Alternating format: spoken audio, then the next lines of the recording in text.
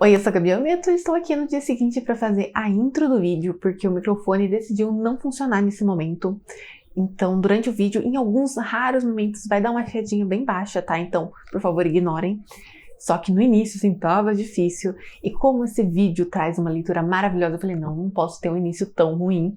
Porque hoje eu vou contar a minha experiência de leitura com o livro Rio de Sangue e Magia, da Thaís Lopes. E sim, vocês andam ouvindo muito esse nome aqui no canal, mas eu estou fascinada com as histórias dela. Nebra não queria mais nada com magia, por isso ela foi para Namir, um lugar que estava há milênios sem magia, onde o rio, que rege, que comanda, que dá poder para eles, não passou, secou faz milênios. E ela tá lá, de boa, vivendo feliz na escola, satisfeita, até que numa bela noite ela começa a ouvir um som, o som do rio. Ela vai para essa dimensão, esse mundo, eu não sei muito bem como nomear, e ele tá seco, como deveria, tá? Só que aí ela começa a ver fio de água e, do nada, uma grande onda aparece. E ela tá sem saber o que fazer. Se ela deixar aquilo continuar, vai acabar com tudo. Então, ela faz algo totalmente guiada pelo instinto e ela para a onda. Mesmo que ela tenha parado, a escola toda queimou. Tudo foi destruído, até a rocha que não queima, queimou. Ninguém sabe muito bem o que é, apenas a Nebra. Ela sabe que o rio tá ali e agora pessoas que estavam há milênios sem magia começariam a ter essa magia. Então algumas crianças ali estavam começando a ouvir o rio, o que não era muito bom porque Namir é um lugar não muito receptivo para magia. Assim, Nebra, ela estava meio assustada com tudo que aconteceu, porque não é comum essas ondas, essa mudança de curso do rio, mas ela tá de boa até ela encontrar o seu amigo Dez, um mensageiro do seu reino, da sua terra natal, Shiva, dizendo, ô filha, vamos voltar? Era uma convocação, não tinha como. Então, ela estava voltando para o lugar que ela não desejava, Shiva, o lugar que ela saiu 6 anos atrás, e ela não estava muito feliz. Do outro lado, vamos ter Ekerion. Ele é uma criatura que não me recordo o nome, então vamos chamar ele de demônio, porque o tanto que a Never chama ele de demônio, que acabou ficando. Ele é o oposto de Shiva, eles estão em guerra desde sempre. Ninguém sabe o que originou essa guerra, mas eles estão sempre nesses conflitinhos. Atualmente eles estão em trégua, mas é uma trégua assim bem frágil. A melhor forma de falar sobre o Ekerion é que ele é a vingança em pessoa. Há 2 anos atrás teve uma grande explosão que matou todo o batalhão dele. Foi culpa dos magos, pessoas de Shiva que usam magia. Só que a assembleia dele, o comandante desses demônios, falaram que não ia fazer nada. O que deixou ele muito puto. E ninguém dessa assembleia gosta muito dele. Ele virou meio um pária da sociedade. Mas ele ainda tem suas influências por ser uma pessoa muito importante, um grande comandante. E ele tá achando com todas as forças que foi culpa de Shiva, aquela grande onda. Não aconteceu nada na terra dele, mas mesmo assim deu uma oscilação no rio, o que é muito perigoso. Ele tá desconfiado porque tinha alguém pra parar o rio lá. E ele queria ir pra Shiva questionar essa pessoa. Acontece que não é um spoiler, tá? Mas Shiva não teve nada a ver com isso. Inclusive, ela queria saber o que aconteceu. Por isso, ela resolveu fazer um aconselho com todo mundo que usa magia, inclusive os demônios.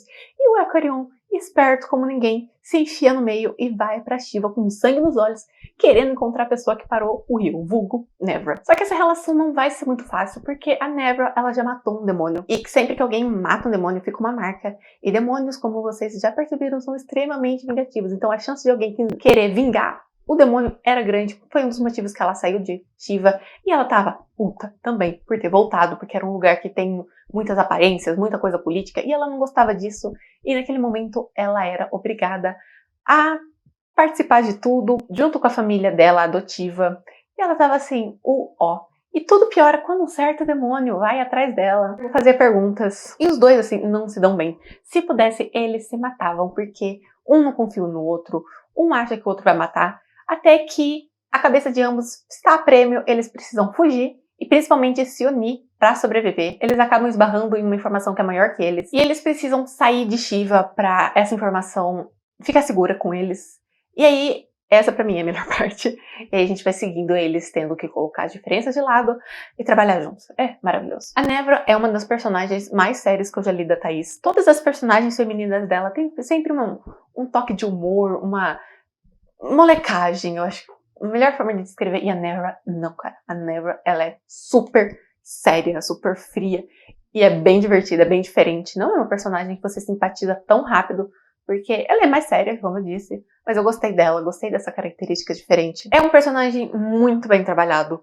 bem complexo. Quanto mais a gente lê, mais a gente conhece dela, mais a gente vai desvendando camadas. Eu adoro a relação dela com o Dez e, assim, o equilíbrio perfeito entre a desconfiança e a vontade de querer confiar nele, e principalmente a relação dela com a família de sangue, que é algo que vai cercar toda a série, e é maravilhosa. O Eucarion, como eu já falei antes, ele é vingança pura, ele só pensa em vingança, e isso muitas vezes cega ele, e no início isso me irritou um pouquinho, pelo fato da história não andar num aspecto de ele chega na Never e falar: olha só, foi Shiva culpada porque você tava lá e parou o rio. Ela falou: não, meu bem, eu não tava por causa disso, eu morava lá há 6 anos. E aí ele continua nessa por vários capítulos e é irritante, porque nós, como leitor, a gente já sabe que ela tá falando a verdade. Não é como se a gente tivesse, mas será que ela tá falando a verdade ou não? Não, a gente sabe que ela tá falando a verdade. Então ele fica apertando essa tecla, no início me irritou bastante. E eu entendo, é totalmente compreensível pra história, pra característica dele, mas me irritou.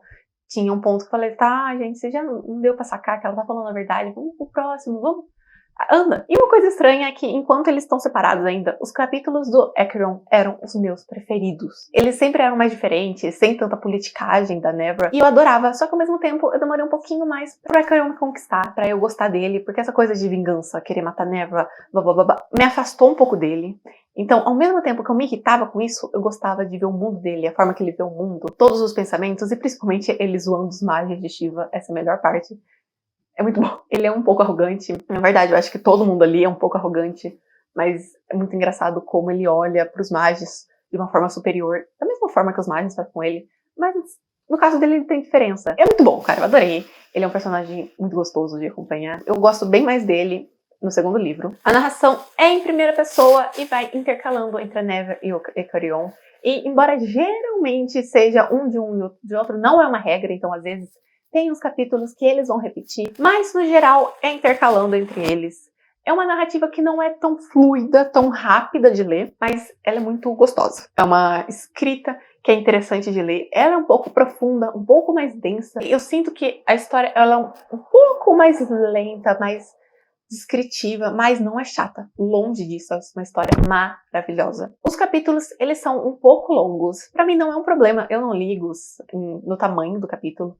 Mas é um fato que quando começa um capítulo eu olho e falo: ele tem 17 minutos, bate uma preguicinha, e os capítulos de Rio de Sangue e Magia são bem longos, tem alguns que chegam a ter mais de 20 minutos. Não é um problema pra mim, mas é como eu disse antes, bate a preguicinha. Mesmo assim, nada me parou de ler essa história, eu amei. Quantas vezes eu já falei que eu amei alguma coisa dessa história, né, gente?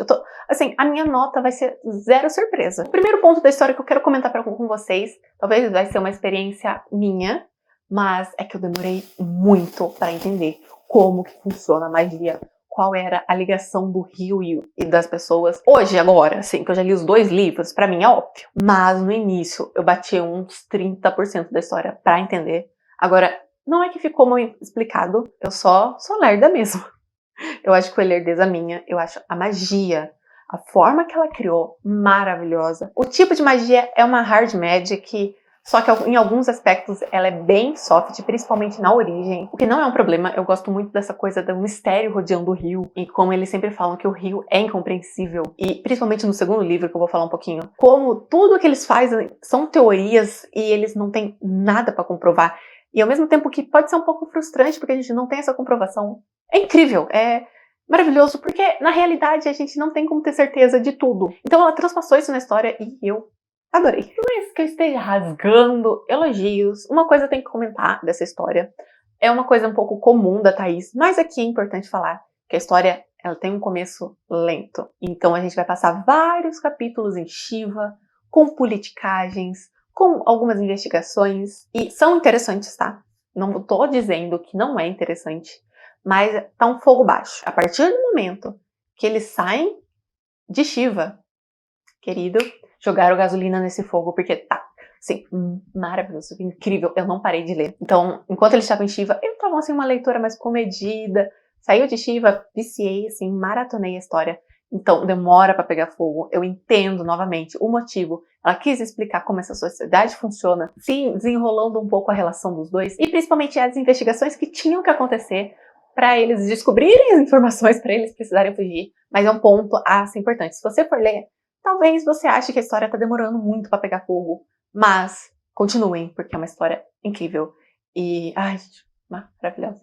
Até as partes calmas são maravilhosas. Aqui a gente tem um romance do tipo slow burn, mas assim, um slow burn que é esquentando o almoço com fósforo, porque é lento, demora muito pra passar de odeio você pra talvez estou sentindo alguma coisa. Tanto que nesse livro eu suspeitei que não ia ter romance, porque é uma coisa tão sutil assim, que o fogo assim nem aumenta direito.